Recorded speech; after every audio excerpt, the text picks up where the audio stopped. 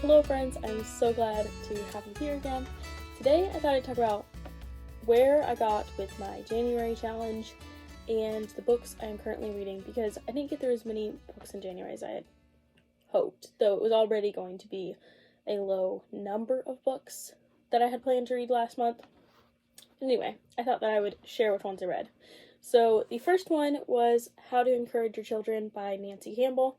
This one was a little bit different than I expected because it's a whole bunch of entries from different people who sent in letters or wrote articles for her magazine.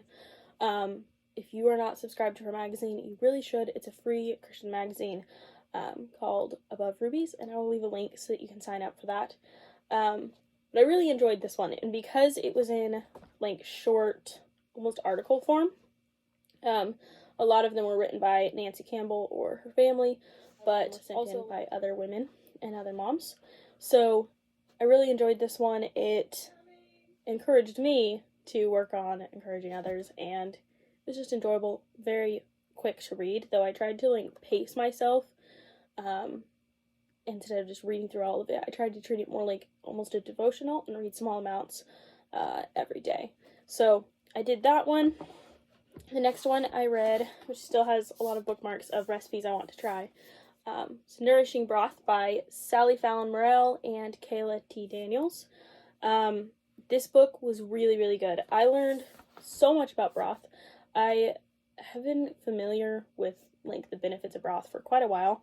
My mom was already into it, so I kind of grew up knowing about it and things it was good for. But this was a great book to read because it kind of refreshed all I already knew and built onto that. I feel like until I read, I can't remember which one exactly it was, but until I read Nourishing Broth and Nourishing Fats by Sally Fallon, I feel like I didn't even fully understand how certain bodily functions worked, like just how things happen in the body.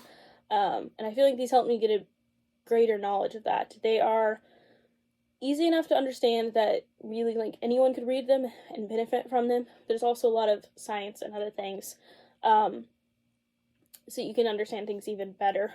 And when I was younger, I'd kind of skim read that, or I wouldn't comprehend all that they were saying, but now it's easier to get hold of that, and I have learned so much from Sally's books.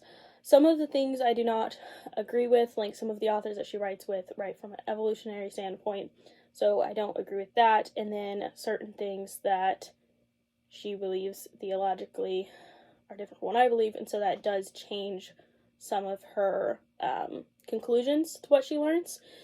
But regardless, it's a really good book, and I learned so much from it. So I finished Nourishing Broth, which was, these are two of the books that I had on my goal to finish for January. Then I read, let me double check. In between Nourishing Broth and How to Encourage Your Children, I also listened to the audiobook Les Miserables by, I probably said that terribly, but by Victor Hugo. This is a book that I hear a lot about because it's a classic, and I thought that I hadn't read it, but as soon as I read the description, I'm like, this sounds really familiar. But I downloaded the audiobook anyway, and then as I was listening to it, I'm like, yeah, I've totally read this lots of times. When I was younger, we had a Paperwhite Kindle, and the only books that were free on there were really old books from the 1800s and early 1900s, ones that were in the public domain. So that was basically all I read, and I was a bigger reader than most people I knew, so I didn't hear a lot about these books that are classics, because it just wasn't a thing in our area, and I didn't have access to the internet, so I didn't realize until I was older that I had accidentally, or not really accidentally, but I had read a lot of classics without even realizing it, and so that was kind of funny to find that I read most classic books that are on people's list to read. So that was one that I had read multiple times. I loved it. It was one of my favorite books for like 2 years, and then I forgot the title and the author, and I couldn't go back and look because that Kindle ended up we didn't have it anymore, and I'd forgotten, I knew a lot of the story, but I had forgotten the author and the title. So that was fun to rediscover that book and to listen to it again. I really enjoyed it. I think partly why I didn't remember it either was because everyone always talked about how it's a really, really sad book, And so I had kind of built it up in my head that it was a really sad book and a really long book, because that's what everyone said. But then when I was listening to it and reading it, I'm like, this isn't nearly as long as I had thought it was. But I also prefer reading longer books, so that might be part of it. Anyway, the next book I read was Fair Stood the Wind for France, another, like, semi-classic, I would say. It's not quite as well known, but I think but I've seen it on a lot of lists of classics. But Fair Stood the Wind for France by H.E. Bates. I actually did not like this one, and I will not be keeping this book. They had a great idea for the storyline, but then they ruined it with just language and other things in it that I didn't like. So this one I'll be getting rid of, which I actually don't really mind too much, because I needed to clear out some things on my shelf anyway. I need more room. So this one will be going into the discard stack.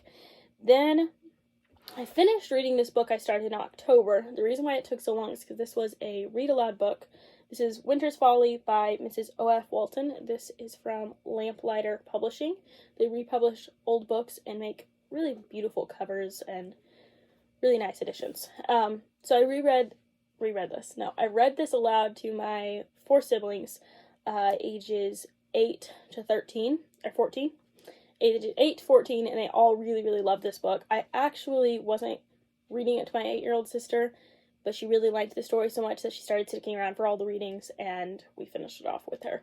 So this one I would highly recommend. It makes for a really good read aloud, and I feel like it didn't take too terribly long. It would have been, even with how busy we were, I still managed to get through it in like 4 months exactly. So I don't feel like that's too bad for a read aloud. And I would have gone through it a lot faster if we hadn't been so busy.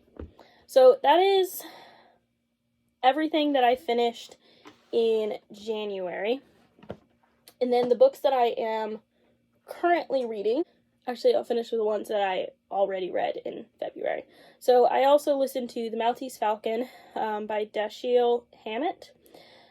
That is another, like, classic. It's considered a classic because the man who wrote it, it was like the first hard-boiled detective book.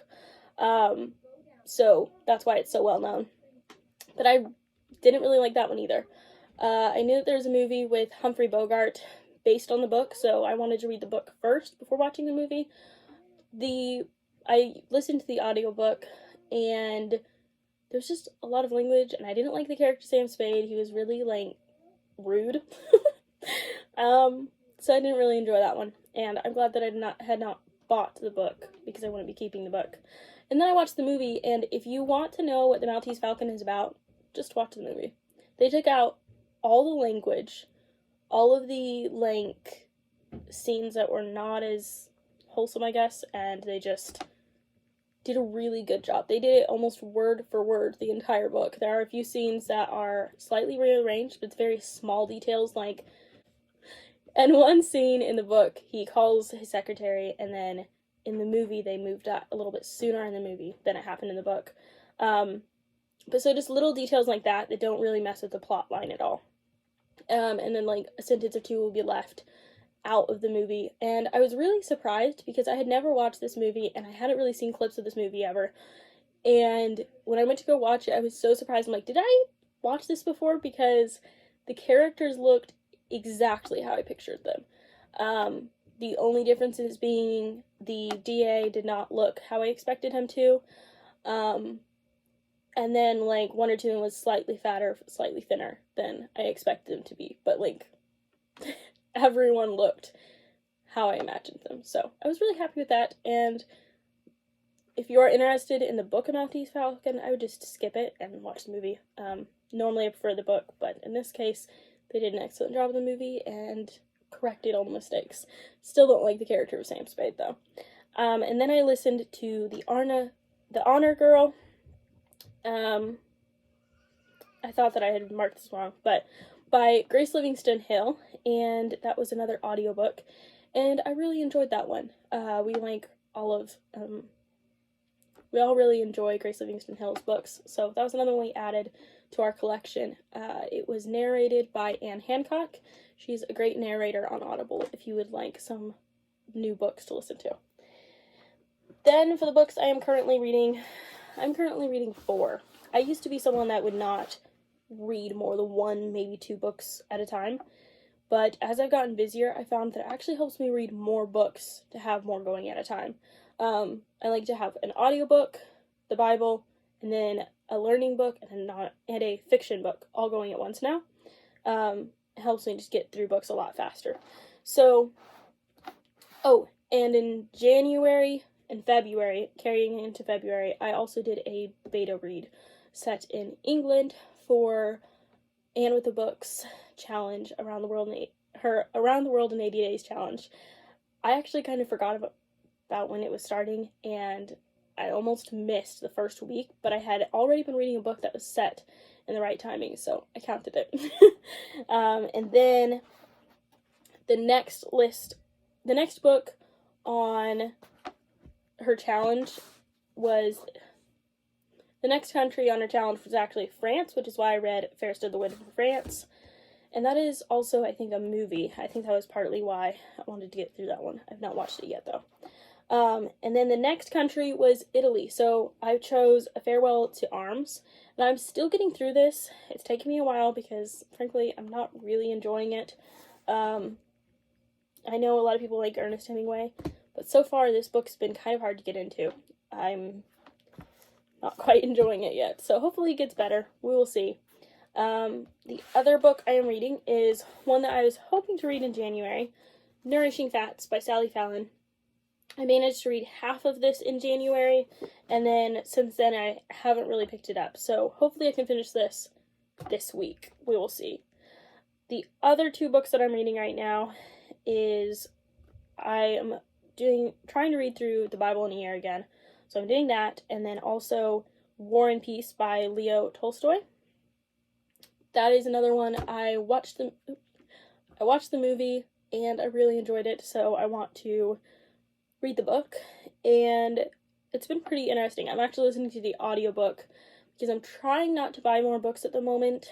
I don't want to overfill my shelves, and they already are kind of overfilled. So I decided to get the audiobook for that. It's BBC audio dramatization on Audible, and so far it's really good. There has been some mild language, not very often though, so that is interesting. Also, I noticed that they focus a lot more on the war in this book than in the Audrey Hepburn movie adaptation, so that was interesting. And yeah, I'm really enjoying it. It was a little bit hard to keep the characters straight at first, but I'm already like almost 20% through it, and like I said, really enjoying it. So that is all I read in January. That's what I'm reading now. What did you read in January, or what are you currently reading? I'd love to hear. These videos, not as many people enjoy watching, but I keep making them because I enjoy making them, and because I get so many great ideas from other booktubers. The main one being Anne of the Book. She's the main one that I watch. The other ones I don't watch as consistently, but I really like Anne of the Book's recommendations because almost all of them are ones that I have either read and enjoyed, or I haven't heard of them and I end up enjoying them when I read them. So definitely check out her channel and write down some of her recommendations. Thank you guys so much for watching and for supporting my channel. You guys have been so sweet, and I've loved getting to know you guys. And I will see you in the next video. Bye! In one scene, he calls this lady, and in the book, it happened. So, since I made that video at the beginning of February, and then thought that I had uploaded it and realized I hadn't, February is now over. So I thought I'd just add on the next few books that I ended up reading in February. It's not very many, mostly audiobooks, but it's already March, so I thought I'd add those in. So I finished War and Peace by Leo Tolstoy. Really liked that one. Then I read The Monk of Mocha by Dave Eggers. Did not like that one at all. It was really boring. And if it wasn't such a short book, and if I wasn't reading it for my Yemen book for the Around the World in 80 Days challenge, I wouldn't have read it. But I read that, gave it only 1 star. Reread The Cat of Bubastes by G.A. Henty, which is a very interesting book. It's one of my favorite G.A. Henty books. Then I listened to Anna Karenina by Leo Tolstoy, and That one is okay. Everyone really likes that book, but I had a hard time liking it because I didn't agree with the morals of, like, didn't morally agree with any of the decisions that the characters really made. So that made it harder to like. It was an interesting story, but I couldn't really love the characters. So yeah, that is all I read for February and March, I mean. Yeah, January. That's all I read in January and February. If you have any recommendations for books that I should read, let me know. I did just finish. It's technically a March read, but I just read The Woman at the Well by Dale Evans Rogers. That one I gave 4 stars. Most of the information I had already read about in other books.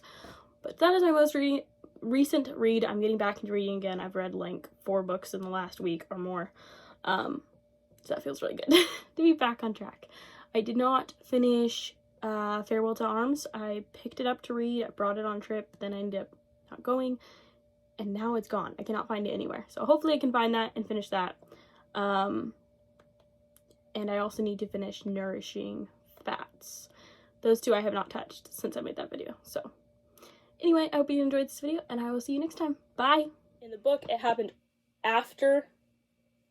In the movie, it happened earlier than it did in the book. In the movie, it started earlier than it happened earlier in the book.